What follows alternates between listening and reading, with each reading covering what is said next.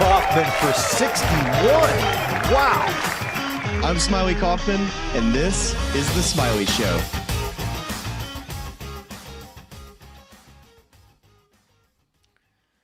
What a dismount. Dude, I know I say this from time to time, but it's always like, that one might have been our best one yet. Yeah, the funniest part is just hearing your mouse click. I think that's that's my favorite part.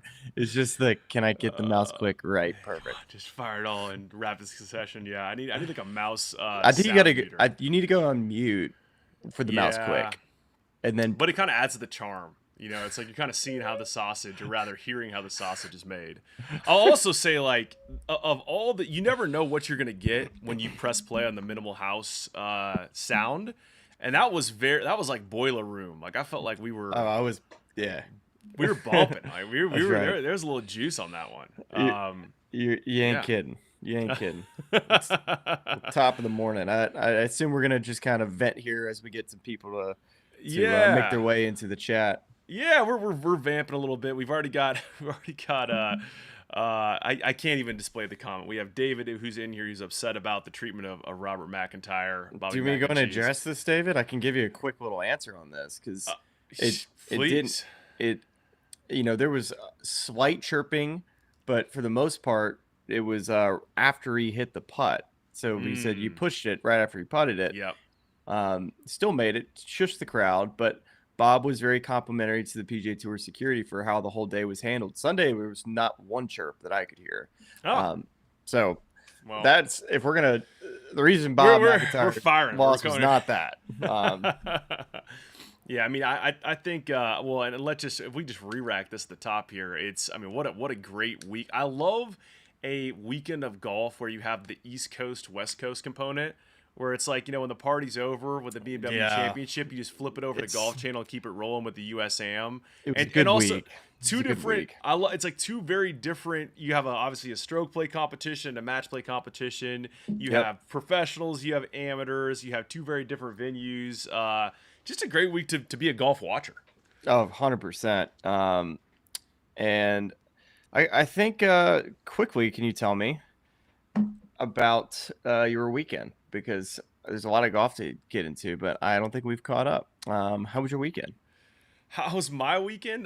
Played in the Hope Valley Club Championship. Another golf tournament for Charlie. Another golf tournament. You got to get those memory guest points. Those things are worth their weight in gold. I played better than I have played in past club championships. I only hit one ball out of bounds with my third to last hole, which was really unfortunate. But I think I finished like 17th or something. What'd you shoot? 78-80, which is, from the not tips, bad. kind of Not messy. bad. Yeah, it was still pretty waterlogged out there. My dear friend Rob Kirkland, would you care to guess what he shot if I tell you that second place was, I believe, 6 over? Yes, 6 over. What do you think Rob Kirkland shot for the week? All right, so what did you say about 6 over? 6 over was second place at the Hope Valley Club Championship. That was second place. So Rob won? So Rob Kirkland won the club championship. I'm going to say he shot 12 under. Okay, that was aggressive. I like that. I like your belief in him. 8 under to win by 14 shots. I told him it was a real shame he couldn't. Wow. Yeah. Golly. He was playing a different golf course this weekend, so Does he just salute stripe to it? you. Just striped it. He said he just was, and this is coming off of, he was complaining all week long about how he couldn't get out to play, and he just shot 83, and he had nothing, and he didn't know where he was going to warm up because our range is closed. Then he just gives him a little 65, 67 to. Is it closed from just getting too much rain recently, or what? Yeah, it's been. I mean, as we've documented at length, y'all have gotten a lot of rain. It's been a lot of rain. Yeah, it's and it's just tough. Like it can. Your drainage can only be so good, especially like, I mean, this is really getting the minutia of North Carolina soil bases, but like Pinehurst area, sand base, that drains pretty well usually. Clay base and the Triad, not the best drainage. And then you get like 7 days in a row of rain, and it's tough. It's a tough scene. I was looking at the weather forecast for where we just were in Maryland. And it was supposed to be like high 70s this week. So I started to wonder, is Raleigh going to have a nice little weather week this week? We should. I mean, shoot. Let me take a look here. Are y'all catching some low mid 80s this week? Well, I mean, I think we got low. Basically, everything's like high 60s, low 70s is the low, and then mid 80s is the high. But once again, That's better. That's it's better. supposed to rain 6 of the next 8 days. Ooh. We just need to pump the brakes on the rain. It's gonna be 90. It's gonna be 95 in Birmingham today. That's just not it. So good news is you're acclimated to the weather. Although I guess, well, yeah, Baltimore's kind of it's muggy in the summer. You've gone Memphis to Baltimore. Had to do Atlanta. I am stopovers in Birmingham. I am still sweating. I can't pronounce this person's username. IQBAL. Iqbal, I believe. Iqbal says Smylie looks happier being back in a room with AC. Retweet, dude. I've never been that sweaty leaving a golf course. I was definitely more hot leaving Memphis, just like overall drained mentally, physically. Mm-hmm. So I sweat a ton, but also it was just generally hot to where I was having like heat bumps on my legs throughout the entire week from just the overall microwave that was inside my pants. Yeah. And this week it was just sweat. Just so much sweat. What was, and we'll kind of work our way into this preview. And by the way, I should note here that we are proud to be presented, as always, by our good friends at Ahead. And Ahead is this is great. Just trying to find the read here. Ahead is a strategic partner for enterprise clients, helping them navigate the path toward digital transformation, much like an expert caddy, reading the course ahead and providing the winning combination of technology and execution. You can learn more at ahead.com. On the topic of the course, Smylie, Caves Valley redesign. What do we think? Okay. All right, are we gonna start at BMW? We're here. We're here. We're gonna start at BMW. Okay. We're gonna work our way into the competition. We're gonna start with the course, and yeah, your thoughts. Where do I begin? It's a golf course that I would love to play on a golf cart. Number one. Okay. It's a very hilly walk at Caves Valley, but it's a really cool piece of property. Kind of sits on a hill, obviously because it's hilly, and it just feels like it has kind of a mountain rolling hills type of vibe to the golf course. I will say that there's none of the holes kind of run together for the most part, so you don't really see much of the golf course other than the hole that you're on. I'm trying to put this into a way to where I can make it sound like a course that I would like enjoy to play, but there's room off the tee, which I liked. So the guys had that this week going for them. The conditions of the fairways were amazing. Perfect catfish divots all week with the bent fairways. The greens, I am indifferent. Okay. I think at the beginning of the week I said, whoa, this is too much. It's too, like, if they were too firm and fast, these things are out of control. But because they got that rain on, I think, Thursday, that I think it was about a half inch, and it was it totally made the golf course much more playable from the greens perspectives. But still, I mean, it was still a very hard golf course that required a lot of long irons off of par fours, which guys aren't typically hitting 6 and 7 and 5 irons into par fours. They're hitting those clubs into par fives for the most part. So I think a lot of the players that I talked to, I think they came around to the golf course by the end of the week, but then there's other players that never really got around to liking the golf course. So is it the greens were also bent? Because it's like they're in that weird spot in Baltimore where they're bent. They're bent. It's like that transition line of like it gets hot in the summer, so you got to slow them down. But in the winter, obviously that's better than Bermuda would be because it goes dormant for so long, so it's colder there. But so the new bent, how does that perform? It was good. Yeah. It was good. They have the precision air that you would have loved to have seen that thing really kind of activate a little quicker, to get the moisture. It was just so humid on Friday to where even if they turned it on, there was just so much humidity in the air. It just kept the greens soft for an extra couple days. But by Sunday, you started to see it kind of get a little bit firmer, and you had to hit really, really quality long irons at this place. And it was a ball striker's delight. You had to work it both ways into some holes, which a lot of people said at the beginning of the week, this is a perfect golf course for Scottie Scheffler. Well, let's go right into it from there. And to set the table, I love going behind the scenes on these things. Is that I got an iPhone note screenshot from Smylie with his like kind of rundown. And you know when you make a note on your iPhone and you start typing in, the first thing you type is like the headline, like you're like the title of the note in big bold letters, and then the rest of it's smaller.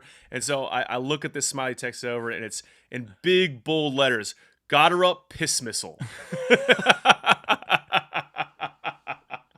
I was like, great, let's start right there. Gotterup piss missile. Take it away, Smylie Kaufman. Okay, so on Sunday and Saturday too, they like to send the walkers out before the leaders tee off with the players that are already on the golf course that are on the bubble. And so on Sunday, I go out with Chris Gotterup. And so on the 12th hole, I am watching Chris tee off. I go back close to the tee so I can kind of get a good vantage point on his tee shot because I figured we'd call it.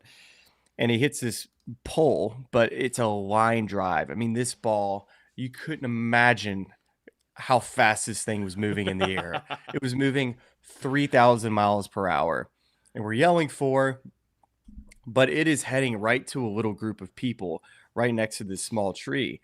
And I'm watching, and I couldn't really tell. I didn't see it bounce or anything. And so I kind of looked down or whatever. And so I walk all the way up there, and my attention was, oh, wow, this golf ball is in a really crazy position. It's up against this mulch, up against the tree. So my mind goes there about, does he get relief? And turns out he didn't get relief. And if you haven't seen the shot, go to Golf Channel. I think maybe the PGA Tour posted it. Gotterup hits this incredible shot. You can't even imagine how good it was from about 190 yards and just hits it up onto the green.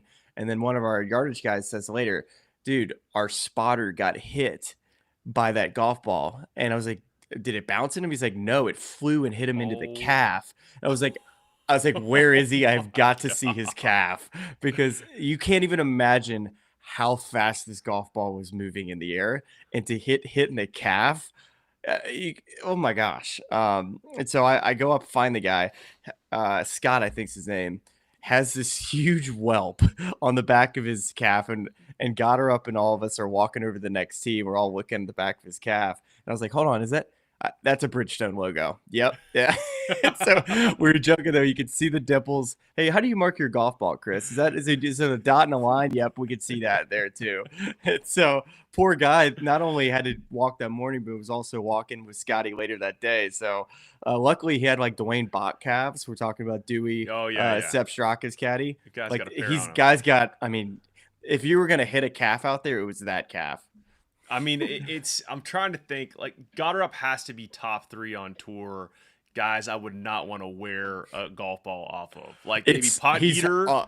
Gotterup is 1 because of his ball flight. Yeah, just that, like, that low period. Him and Cameron Champ.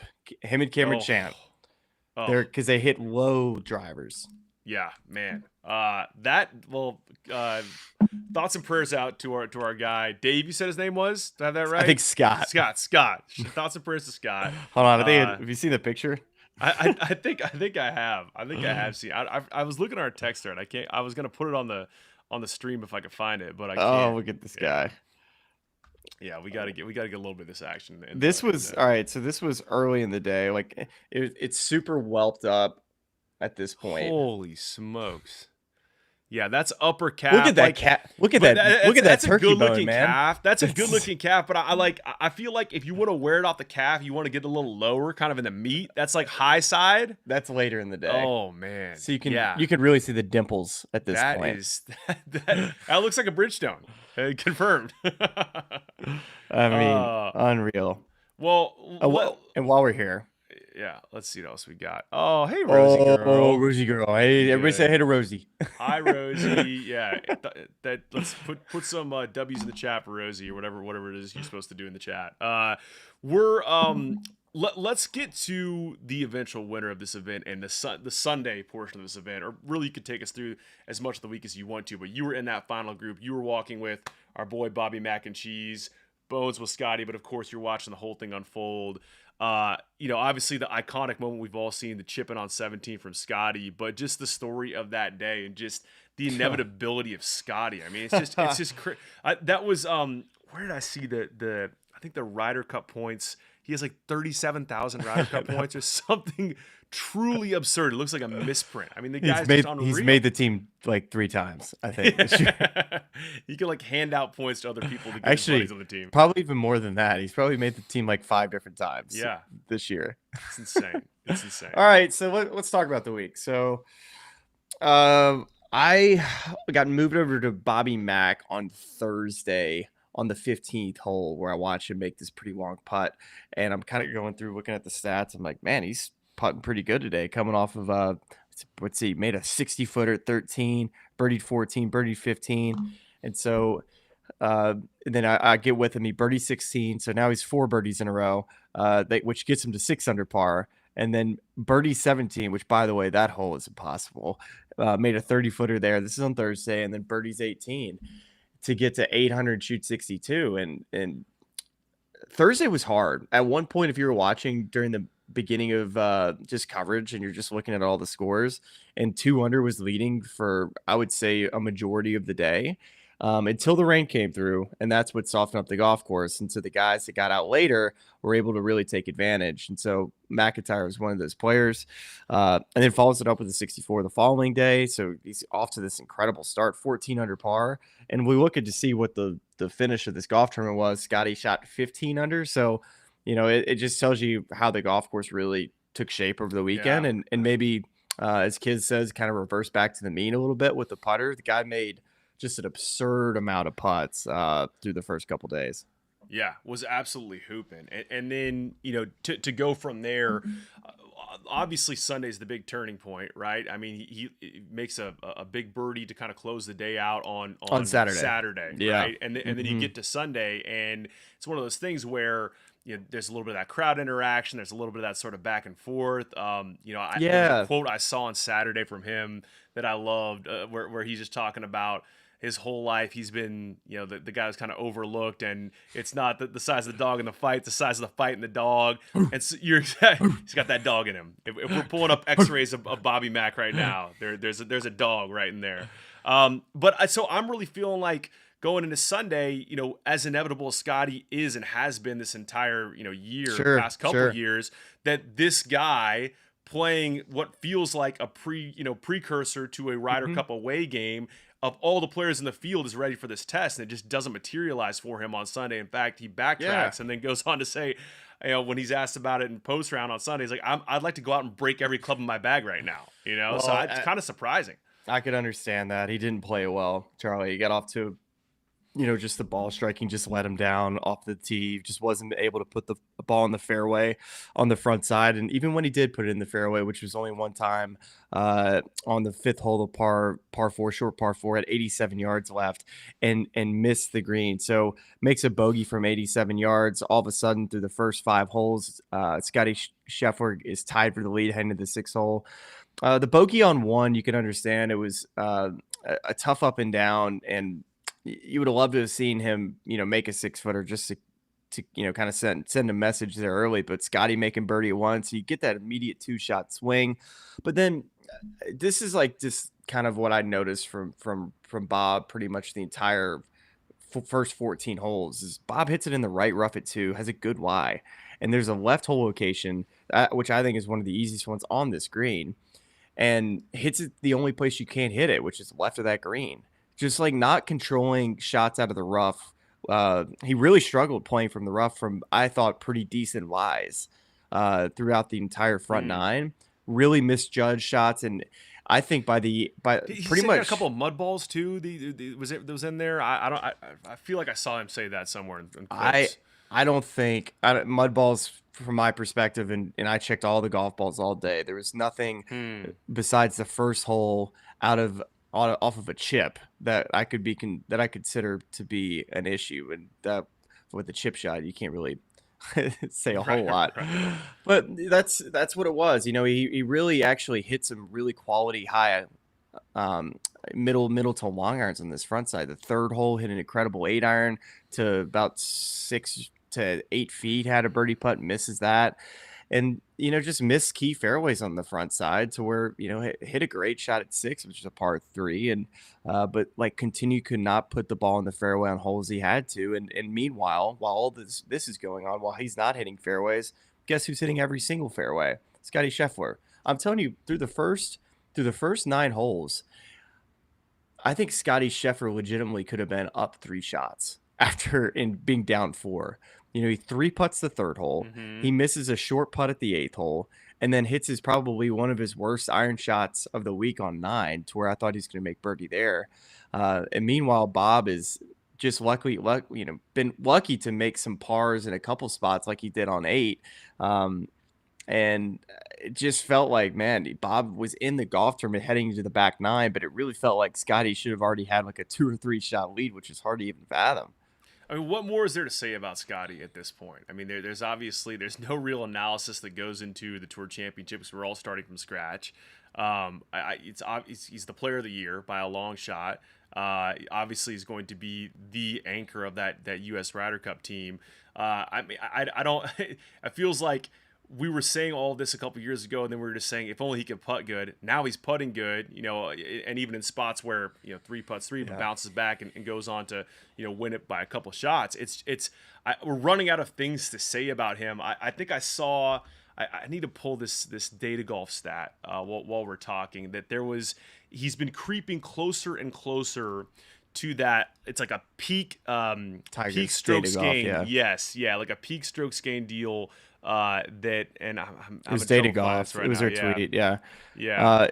What impressed me about Scottie this week, and this is what I saw from Sunday of him the prior week in Memphis.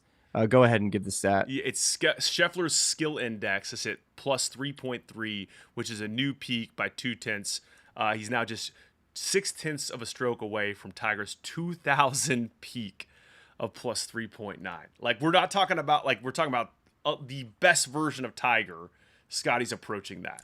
Dude, look at his scoring average this year. It's close to 68.0, and the next best is at around 69 in Rory. So he is 1 shot better than the second best player on tour from a scoring average perspective, and that's the second best player over a course of 4 rounds. That's 4 shots.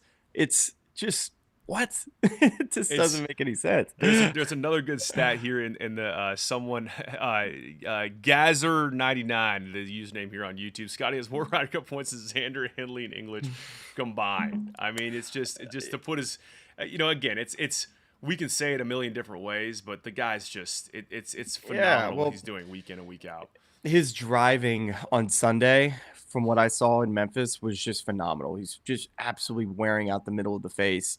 I watched him hit golf balls on Wednesday in Memphis last week too, watching him hit drivers, and he's got this another gear that he has, and he also has that low cut that he can hit to get the ball in the fairway. But he was hitting mid 180s on the TrackMan the other day on Wednesday of last week, and then he just was so accurate with that driver. And when he hits the ball in the fairway, more, if it's 70% of the time, you just can't beat him because his iron game is so much better than everybody else's.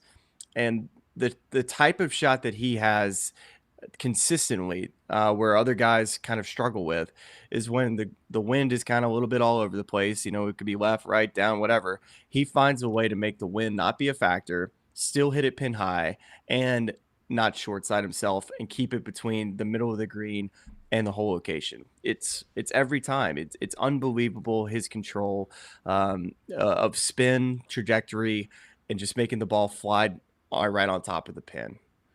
It's the other thing that we haven't even mentioned yet, which is even further testament to his greatness, is the fact that he did it with a replacement caddy on the bag. I mean, I don't necessarily agree with this commenter here, Gazer99 again, that he diminishes the importance of caddies. I think Ted Scott adds a lot of value for Scottie, not only in the process of walking him through shots, but on the mental side as well. But how about Chromie, first week on the bag, getting the win? I mean, that's.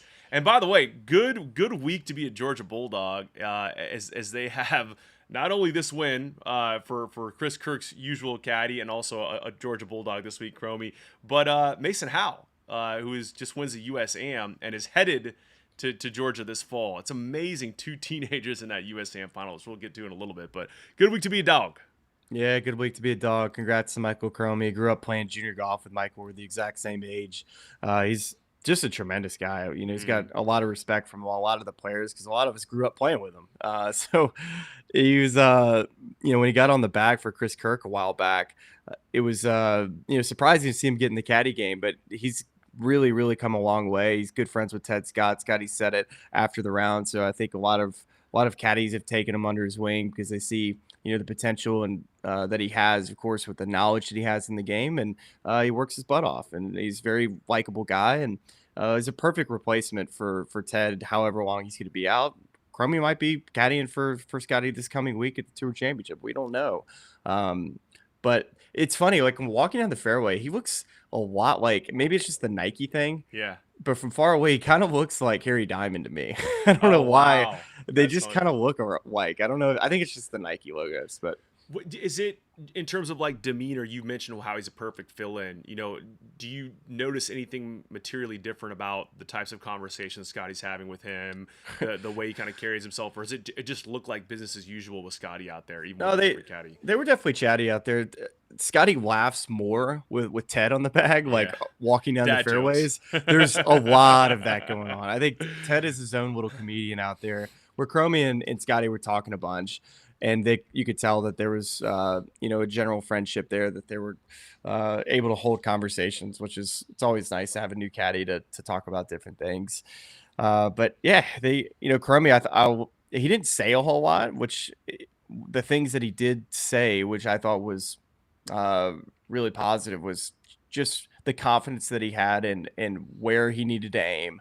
And also just what club. And it was just very simple one-word answers that it didn't take long for him to get to a point. It was like Scottie would ask a question, he would definitively say yes or there. And he kept it super simple. And for Scottie Scheffler, like, if you can just keep it simple and be right, it's going to look pretty good.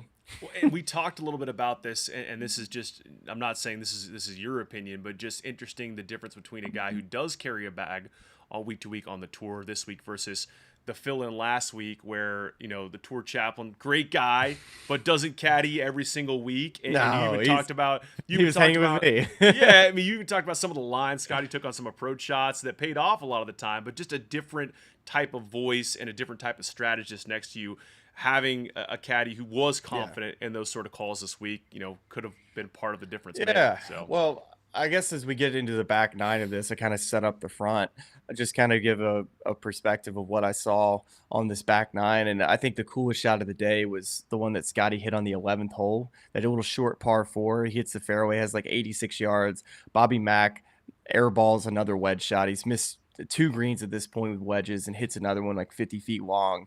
But it's just like front hole location where you could spin it back in the water. And I'm up by the green. The wind comes down, it comes in. And so you have all these different factors with wind that can really make a golf ball either sail or spin back into the water.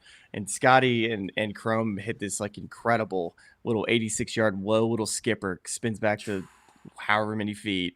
But I think as the back nine went on, especially as we kind of make our way over to 15, the hole before that, Scottie hits a, really nice iron shot on a hole that nobody's birdied on the 14th hole. And he 3-putts. And so I go back, I'm like, oh gosh. All right. So Scottie now has a 1-shot lead going into 15, but I think about, okay, so he 3-putted the 3rd hole. He missed a short putt at the 7th hole, or I should say the 8th hole. And then he misses a short putt at 14th. And those are like 3 short putts. And then he had a couple others that burned some edges. So a lot of putts that could have gone in, and then a couple easily avoidable mistakes that he typically doesn't make. And so you're wondering, okay, is Scottie going to run out of gas over these last 4 holes? And is Bobby McIntyre going to play this bad and win a golf tournament? So that's where my head was going to this 15th hole, where Bobby Mack, just finally hits a really good shot out of a fairway bunker at 14 and hits this incredible 8-iron. By the way, Bobby Mack moves it with his irons, like hits it way further than you could ever imagine. Wow. And Scottie hits it in that fairway bunker right at 15. And right after Bobby Mack hits it to 6 feet, it's like, okay, this is time that Bobby Mack's about to get back in this golf tournament. And then Scottie hits this fairway bunker shot that only he could pull off. He hits this like, it looks like it's pulled, but he hits it right on top of the slope with like perfect cut spin. And now somehow he's closer than Bobby Mack putting for birdie. And you're like, what just happened? It's just Insane. exactly, it's what Scottie does. And and then walking up to the green, you'll like this. So I have like plugs in, but I am close enough to Bobby Mack as we're walking up that he starts talking to me. And so I take my earplugs out, and Bobby Mack says something to me where I think I understand him in saying that you don't like any of my shots, is what I thought he said, because he's got a deep Scottish accent to where I was like, I don't like your shots, like question mark, like kind of said it like that. He's like, and then he says it again. He's like, are you not allowed to wear shorts today? I was like, oh, okay. He had to say it multiple times before I really understood what he said. I was like, I thought he was getting on to me to where he like heard one of my comments about how he was playing that day. And I was just thinking, oh my God, is he really getting into me right now? I said, no, he was actually just wondering, can you not wear shorts when you're out here? So we started bonding over the fact that we both get heat bumps on our legs from having to wear pants when it's super hot out. So that was the first time that Robert had been in a good mood that day. Before that, the first 14 holes, he was ready to punch a baby, break his clubs. Yeah. and rightfully so. It was imaginably a very frustrating day for him. So we have a little bit of that. I mean, I don't know if you want to take us through to the end. We have a very simple, succinct comment from David here. 17 was sick. You sent us a video of that in the chat. Like, maybe we just kind of wrap on the rest of the round and then move it forward. There are a few other things you have on our little rundown of sorts. Yeah. You have a note that says Siwoo watching YouTube that I'm dying to get to. But give us close the roundup for us. Tell us about what it was like watching that chipping on 17, and then we'll move it on. Okay, so Bobby Mack makes a good birdie at 16, and we get to 17. And this whole location, I got a text from other players that said, this is diabolical. Like, you can't even imagine how difficult this whole location is at 17. It's a 6-iron where you can't really get the ball to stop in this area. You have a hula hoop that you have to land the ball on, and everything funnels to the hole, but it just is a really hard up and down. It's a tough 2-putt because it's so quick down that slope. And so Bobby Mack hits the most incredible looking 6-iron, and I'm thinking in the air, like, this is the shot, like, it's perfect. And somehow he flies it like 215, and just deflating, because I thought he absolutely pulled off the shot, just because I would have loved to have seen Scottie have to take on that shot, because later on you heard him say that, I just basically hit it back into the left. So it was the right lead, because the rough over the green and left wasn't that bad, but it's still a very difficult chip. And so when we get up to the green, I look at Bobby Mack's chip, and I'm like, okay, this is doable. I would say it's hard to make to get perfectly, because it's right as the players walk off. It's down grain as the players are walking off, so into the grain for the pitch shot. I didn't see Scottie's live, but I did get into a position. If you look at the video of Scottie's chip, you could see me right next to the scoreboard. So he's literally chipping right at me. And so I had done my research in knowing that if a ball just crests the hill, it's getting to the hole. Mm-hmm. And everything kind of funnels to where the hole location is. And so as soon as it crests the hill, I'm thinking already in my head, this is going to have a chance to go in. And with about 8 feet left, a lot of people would think there's no way this ball gets to the hole. And at that point, I said, this is going to go in on the last drop. And as it continues to roll, I'm like, this is not stopping. This is not stopping. This guy is unbelievable. Just the crowd pop was insane, so how loud it was. Crowd pops are the best. Crowd pops are awesome. That was probably one of Scottie's, moment, like true signature moments. I think I've seen some people mention that. When you think about what are some of the greatest shots that Tiger Woods has hit, well, you got you could go, list goes on. It's like the chip in at 16. There's just so many of them that come to mind. The big slice he hits around the trees at the par 5 and wherever that tournament was. There's just so many.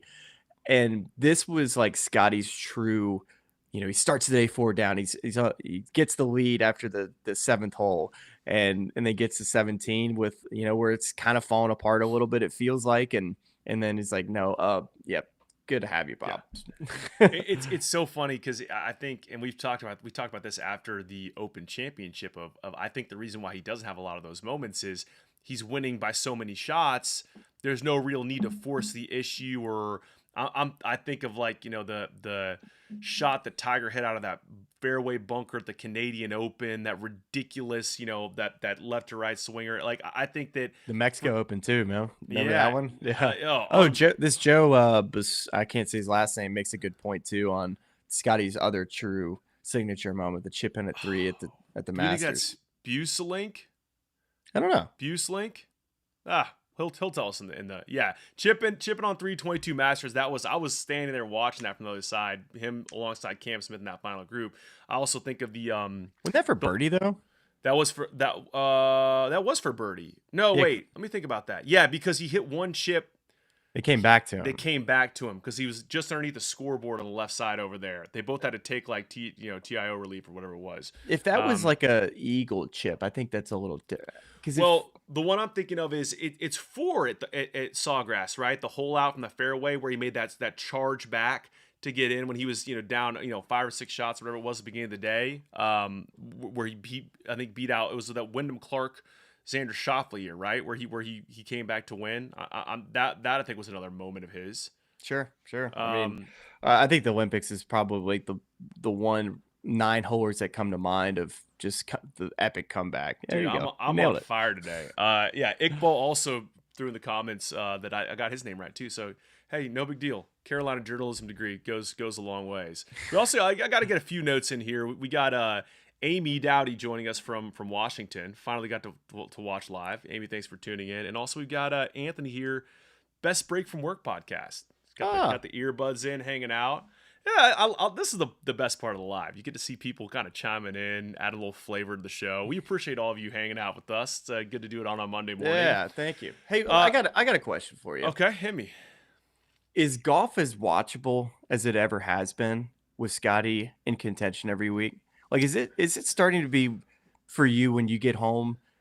Let's just say if you're a casual fan, like, first off, a lot of people have the golf bug, but also every weekend it seems like there's a compelling storyline with either Scottie, Scheffler in the mix or like a Tommy Fleet. It just seems as watchable as it ever has been, and like LeBron James tweeting about Scottie Scheffler and Pat Mahomes, like it just seems as popular as it ever has been, or for not ever has been, but for quite some time, we should say, coming off of a year where the ratings were such a conversation. Like, we got to blow up golf. Yeah. What a rebound year, because it seems as good of storylines as we've gotten in some time. I really do agree with that. And I think that it's interesting. Like, I don't immediately want to go to a divisive place, but like, I think the way we maybe felt to a certain degree is that a division between PGA Tour and LIV was going to weaken both products. And I think from the outset of it really did weaken both products. But I think over time we've had, we've had, of course, the Rory finish this year at the Masters was incredible. Scottie ran away with 2 other majors, but the JJ Spawn finish at Oakmont, incredible. We had a lot of other compelling events in between. And I'm looking over, and I got the email from our guy, Sean Laurie, who put together the LIV stats. And I don't know anything that's happening over on that tour. Maybe that's my fault for not being more plugged in there. But, Joaquin Niemann won like 5 times this year, didn't even win the individual title. Like, John Rahm won the individual title without winning. There's like all these things that are going on over there that it's like if a tree falls in the forest and no one hears it, like, does it make a sound type situation where, again, my goal here is not to dump on that product, but I think it's more of a testament to, we were very worried about the health of this tour, and where we've sort of gotten is there are a lot of, the stars who remained are really carrying the product, and Scottie's, emergence and progression towards that peak Tiger form has really done a lot for it. And then we've had some really cool names and storylines work their way into the conversation and kind of backfill the guys that left. Even guys like a Chris Gotterup coming into the mix, who's like just crushes the golf ball, plays well abroad, has a kind of a fun vibe with the gold chains, a Jersey guy. Like, more of those personalities emerging, I think, have added a depth of following in the game. And then I think the last piece of it is exactly what you said. It's people who've been bitten by the golf bug and tune in on a weekend, they get home from whatever they're doing, and it's always compelling coming down the stretch. And you you can't produce that. Like it just has to be how it has to be competitive. It has to be how the tour is going to go. But I think I agree with you. It's like however we arrived here, it's really good for the game, undoubtedly. Yeah, no, they've had a lot of good fortune this year with some incredible storylines, and even a year where Scottie's won his fifth time, but Xander's had a severe down year. So there's plenty of names that haven't lived up to the billing this year that you could say that you could see that maybe you could understand why like ratings would be down or something, that people wouldn't be as interested because the top names haven't maybe performed to the level that you would hope. But we got such a good beginning of the year with Rory, and then Scottie's had such a good year for the most part the entire year. But I think it's like 12 straight top tens or something stupid like that. I just think I think it's been a lot of fun to watch lately. We got Marcus Rainwater saying he's been watching golf intently since 2016. This is the most interesting from week to week for him since that time period. We have Gazzer99 has now got the hat trick on the show today. 3 comments featured because he's jumped the gun on a game we're about to play at the end of the show, which is the Tour Championship. What's the funniest possible Tour Championship outcome?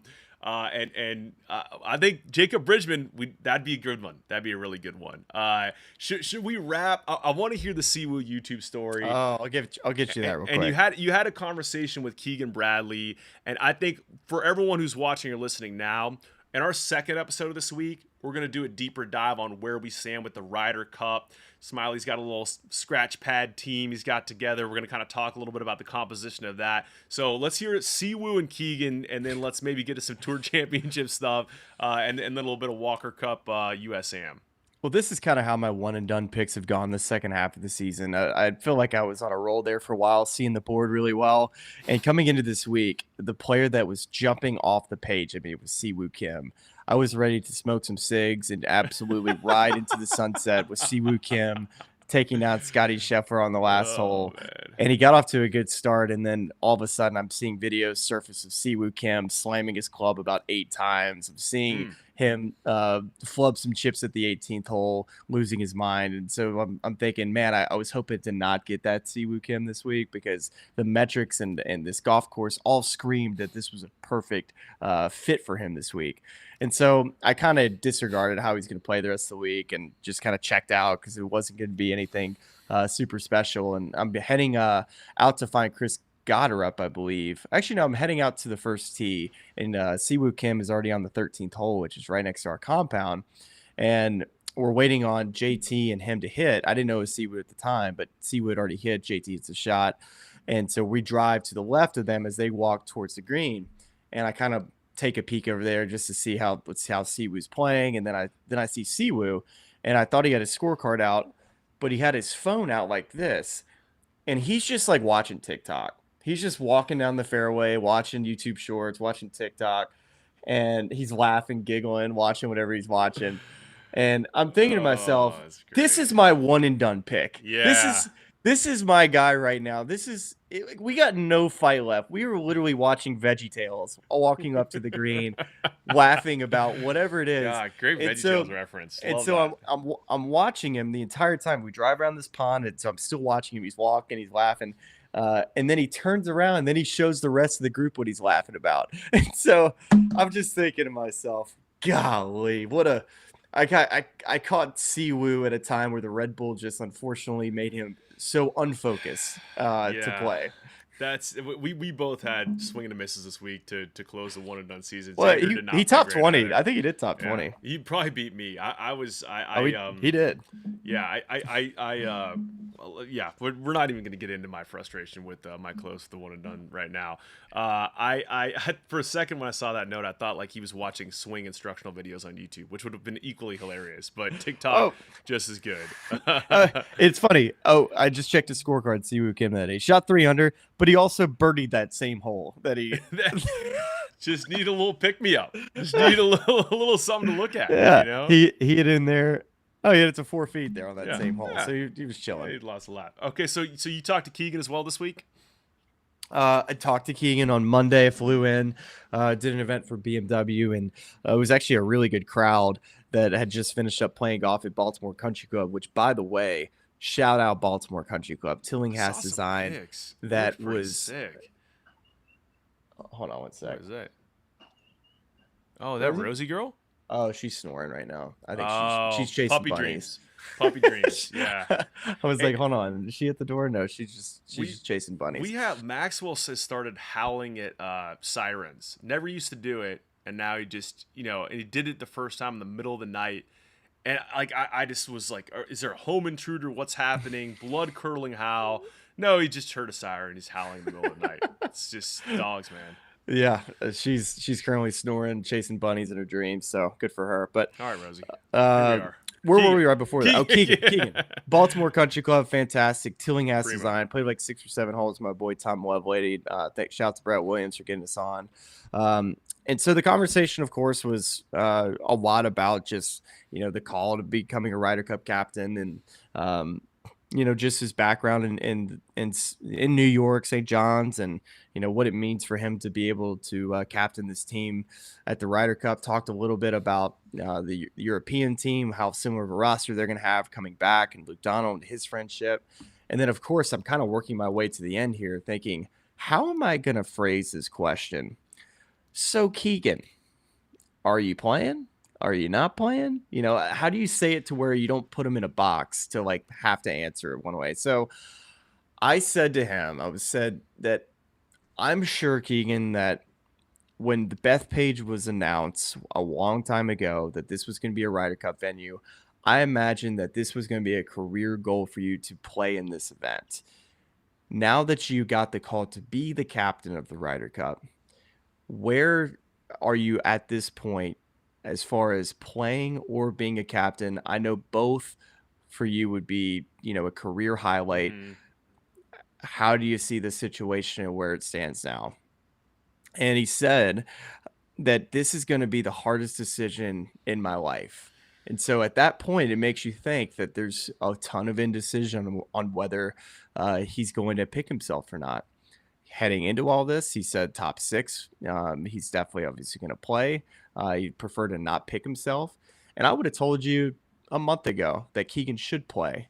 But the further we get into this, the more I keep thinking that he's not going to pick himself. I don't know if it's maybe because enough of the bubble guys have played that have had good weeks and that have played better than him. They're just, Keegan hasn't kept the ball rolling to where it feels like that he's had like a good week pop. Not saying 1 week is the reason why Keegan should make the team, but every other captain would pick Keegan this year. There's no doubt about that. So I don't know. I'm not saying that he shouldn't pick himself, but I could see a world, and I would probably lean right now that 75% chance he doesn't. I think that's kind of where I stand right now. Well, it's interesting because he's currently 11th on those on the points list, and 2 of the guys who were kind of maybe on the bubble, maybe on the outside looking in, Maverick McNeely and Sam Burns, both had great weeks this last week. So if that form continues, depending on how they play this next week, the Tour Championship, I'm almost positive both are in. Both those guys could have a look at being pushing further up that points list and past the guys that have qualified, who are Scottie, JJ, Xander, Russell Henley, Harris English, and Bryson DeChambeau. You got JT at 7, Colin Morikawa at 8, Ben Griffin at 9. And then Mav at 10, Keegan at 11, and then you got a lot of guys that Brian Harman at 12, who's just phenomenal match play. You got Cam Young, who's finally kind of getting it together, won his first event. He's 14th. You got Patrick Cantlay at 15, who's been a longtime partner of Xander Schauffele. Sam Burns at 16. It's going to be tough, and I think they're after Keegan won the Travelers, we both said it on the show. There's no way he can't be on the team, but as things change and evolve, it's going to be a really, really interesting decision and a tough one for him to make. We're going to go full into depth on this next week. If you're just joining here, we're going to kind of really dive into this thing. But I'll quickly say that there's just too many players that you have question marks about what type of form they're in that have had success in team events. And not to say these players can't play well when the light's the brightest, because a lot of times that's what happens. The pressure of making the team almost makes guys try too hard and play worse. But when they finally get the light switch turned off and that they know they can go play, then it changes things a little bit. They kind of get into a mode of, okay, let's just go beat the guy in front of me. And it's you find that a lot of times these really, really solid players that are so experienced and have all the accolades that they have and show up with, that they're able to handle the moment. But you just, how many guys can you pick that aren't in form? That's the question that I have, that are how many experienced guys that aren't in form can you take? And currently you got guys that aren't playing as well. You got Cantlay's not playing as well. Morikawa's not playing as well. JT's kind of not been playing his best golf at this current moment.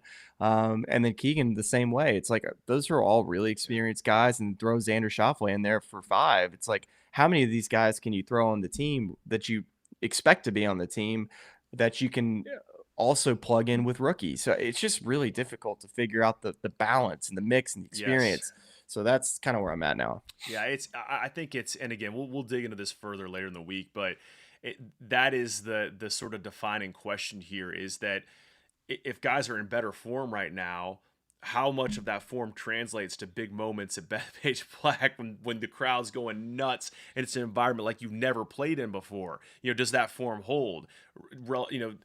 Against, does a veteran who's maybe not in the best form get there, feel those moments again, and play better golf than he has been playing, because he's feeding off that energy and he's more accustomed to playing in that level of pressure. Well, so it's going to be so interesting. Well, I think Europe's a clear favorite right now. To me, they're a clear favorite because they have built-in teams. They have, I think, 11 guys. It's just who's number 12. The depth, I think, is actually not. I would say the United States team 1 to 12 potentially could be stronger from a depth standpoint, but I'll argue that the top of the European side is going to be better, because they can shape their teams much easier, and you kind of know what you're going to get. Now, I think you can look at all the data and say that, well, shoot, the United States guys have been playing much better than the European guys this summer. But I think just what you've seen over the last couple of years, how they performed at the last Ryder Cup, it's certainly understandable to have questions about which United States player is going to be the 2, 3, 4 guy that can step up outside of Scottie. And that's the biggest question I have. What they got at the European side with Rory, with Rahm, with Victor. And I have question marks about how some of those guys are playing right now. Like, what form is Rory going to show up with at Bethpage? Mm-hmm. We kind of know what we're going to get out of Rahm. Victor, you kind of know what you're going to get out of him. But, you have to imagine that there's going to have to be, a Harris English. How well is Bryson going to play? Is Russell Henley going to be as solid? There's just plenty more questions that I have about the United States team than I do about the European team right now. Jax ran a little poll in the chat as to whether Keegan should captain this team only or play and be captain, and it's I don't even know what I would vote. It's right down the middle. It's 50-50 right now. I do know this, man. I cannot wait for this Ryder Cup. We have T-Nels 20, who says USA chance after Scottie's hole out in 17 gave me chills. So excited for this Ryder Cup. I feel the exact same way. It's going to be a good one. And I do hope on the European side, I want to see the Rye guy. I want to see the two-glove man at Bethpage Black. Can you imagine just the New Yorkers just giving it to Aaron Rye over his iron covers and gloves, and him just being in the zone? Hold on. Have you heard about the European Lads Club? Harry Hall wasn't even fitted. Our poor guy. Oh, wow. Do you think Harry Hall gets a late? Do you think Harry Hall is man number 12 on this team? Harry Hall's winning the Tour Championship. That is okay. Let's do that real quick before we do a little USAM talk. All right, so funniest potential outcomes. Jacob Bridgman, I think, is right there. Let's Hall. rephrase funniest. Yeah, that's mean. I'm sorry. I don't mean it. It's these guys made the Tour Championship and made $6 million this year. So let's fantastic. Yeah, that's so Charlie needs to take his remarks and let's rephrase this a little bit. Yeah, I'd say more so, okay, because what is the Tour not want to happen? I'm on the record as not being a fan of this interim solution. At least I hope it's an interim solution, because it just feels like there was no real creativity and finding something that actually could be cool or different. I realize that maybe part of that is you have a new regime coming in.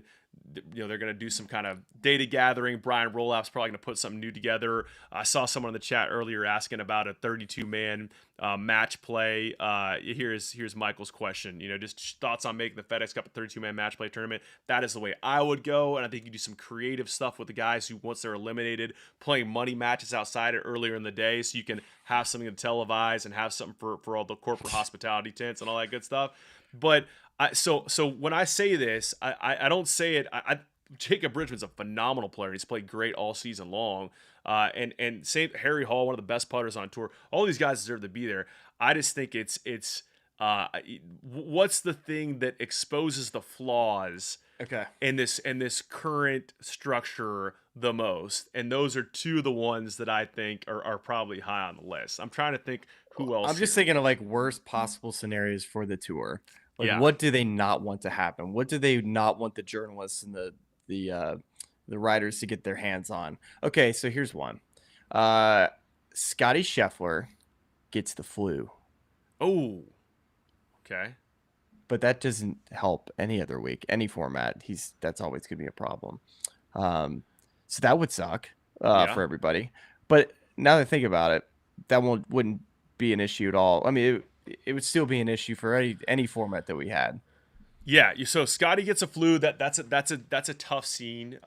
You know, anyone is kind of getting sick on an off week. I'm trying to think. How about like Scottie not being a part of the storyline? Yeah, I'll start there. Yeah. The weekend Scottie is somehow not a part of you know, like we're seeing him finish up with the leaders still on the front side. Okay, that's a scenario I see. I'll go. My next one is Rory decides to skip the Tour Championship.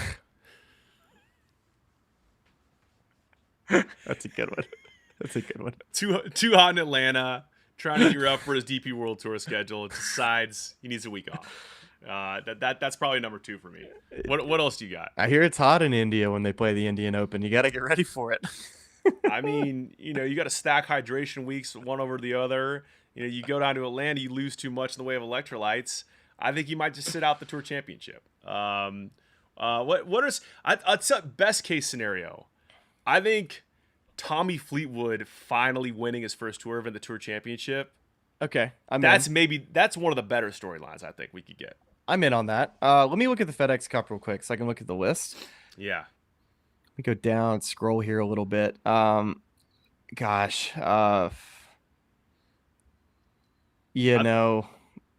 It seems like, you know, the one name that nobody knows a whole lot about, Jacob Bridgman. It was brought up. He's played the signature events really well this year. Yeah. But if he wins, I can just it's like Vern Lundquist with Happy Gilmore. Who's Happy Gilmore? You know? Yeah, that's right. Yeah, I mean, I think that's the one that pops for everyone. And that's no offense to Jacob Bridgman, because like you picked him earlier on in the year on one and done. He's been playing great golf. Some other scenarios, like what if Akshay Bhatia wins as a 30th man in and then gives Keegan another headache to think about for the Ryder Cup team. I'd be all in on that's that. another good one. He's fully capable of winning, by the way. Completely capable. So I guess like what we'd like to see is that it would be. I like the match play idea, but I also like players that have made however many points that like Scottie's had this year. Like Scottie has, let's see, it says 7,000 points. He's got a 4,000 point lead over the next guy.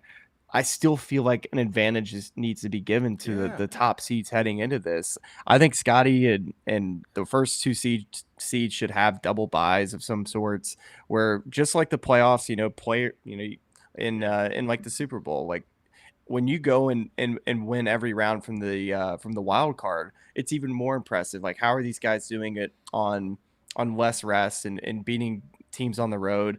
That's kind of how I feel about the playoffs. I wish there was a way in which players that have to play 2 matches before they get to Scottie, and Scottie's got to win like 2 or 3. There's nothing wrong with that. Not at all. Like that's my whole gripe about this format is it keeps devaluing what should be a build to the best event of the year. Like, it's just another tournament now that just happens to be awarding more money. with less players playing in it.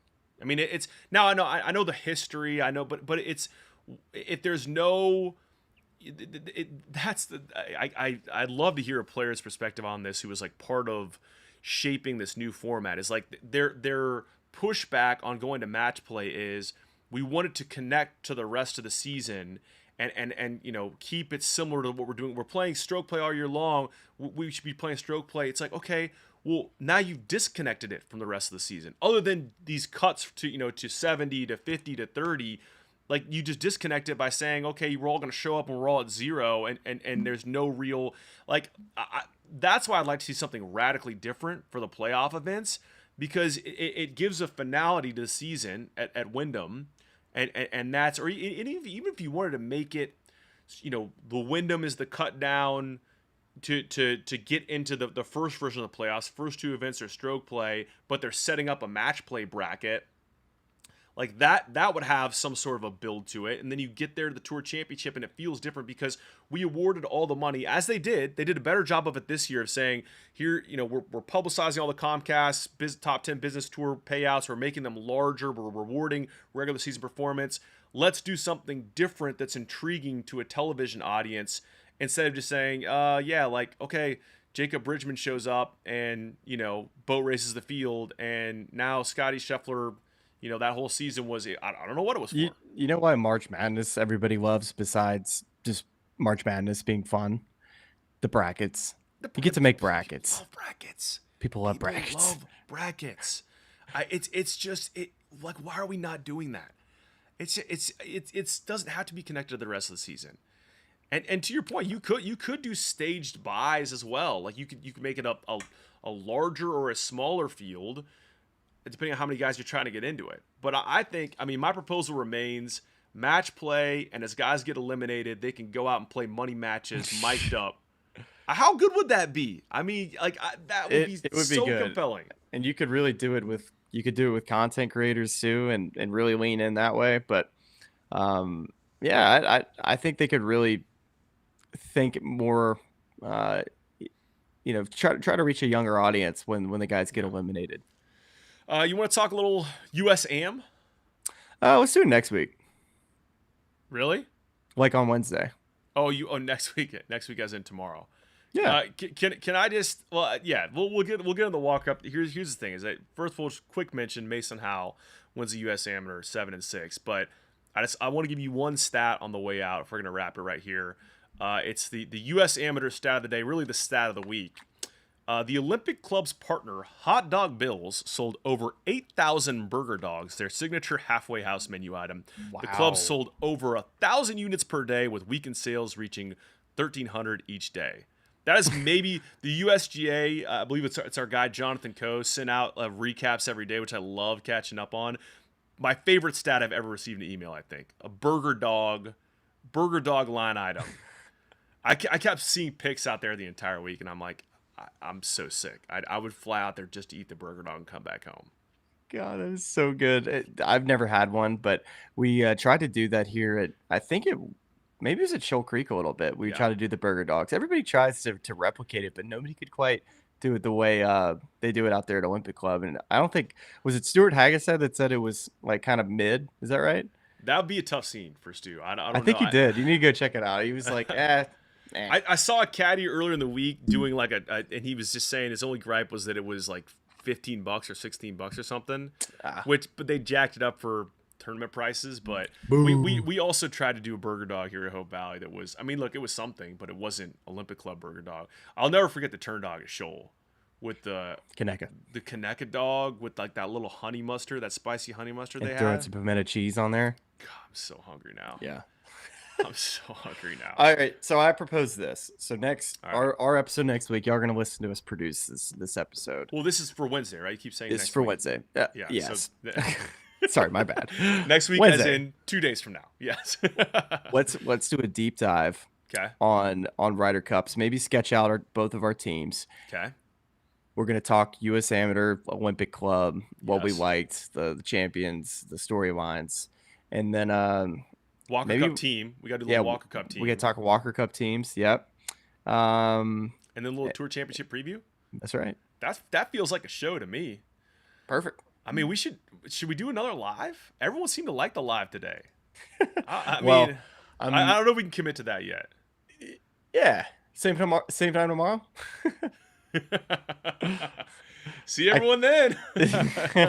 Yeah, actually, I can't do it Wednesday, so we're going to have to record it. All right, we'll record it. Hey, sorry. You'll have to get that one taped. But hey, super appreciative everyone took the time to come hang out with us, chime in with some comments in the chat today. It was very helpful. You all produced the show alongside us. I think that's it, Smylie. Any final thoughts? We're going to send the people off? Yeah, my brain's still like kind of rebooting, so I got no thoughts. There's nothing going on up here. Perfect. I'm gonna go try to locate a hot dog or a burger dog. We'll see you later. See you.